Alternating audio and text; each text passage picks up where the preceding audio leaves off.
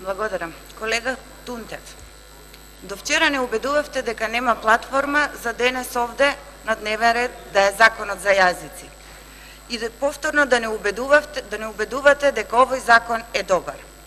Но не треба тоа да не чуди, колега Тунтев, затоа што вашиот лидер Сабајле едно зборува, за довечер сам себе да се демантира. А вие, колега Тунтев, не мора од нас овде, од нас претениците, засрамете се од македонскиот народ, засрамете се од вашите сограѓани кои гласаа за вас, кои веруваа во вас. И верувајте, никој од нив не гласаше за двојазичност на цела територија на Република Македонија. Билингвализмот е потреба во една држава што доаѓа сама по себе, како реална потреба, а не како вештачки наметнато нешто. А дека е наметната се гледа од самиот овој предлог закон, каде во член 32 и 2 се предвидува глоба во износ од 4 до 5000 евра, казна за сите институции кои нема да го почитуваат овој закон, како и глоба во износ од 30% од овие 4 до 5000 евра на службено лице и одговорното лице. Всушност, следуваат казни за сите што не го знаат албанскиот јазик.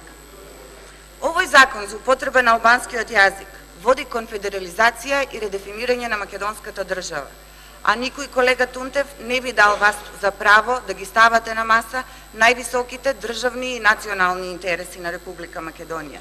Ова е чист политички договор помеѓу Социјалдемократскиот сојуз и ДУИ, за да се покрие сето она што ова неспособна и нефункционална влада го направи за овие 100 дена. Штетите од вас се огромни и доправа че ги почувствува секој граѓанин на Република Македонија. Во вашата дискусија прашувате што е страшно ако се дебатира. Повикувате на дебата. Без трунка срам повикувате на јавна дебата и велите дека е потребно стручно мислење. Па вие, колега, ставивте европско знаменце, токму за да се избегне таа јавна дебата, за да не го слушните тоа стручно мислење, за да не го слушните гласот на народот. Вие, колега, го злоупотребивте европското знаменце, составеното европско знаменце на предлог закон што нема допирна точка со правото на Европската Унија.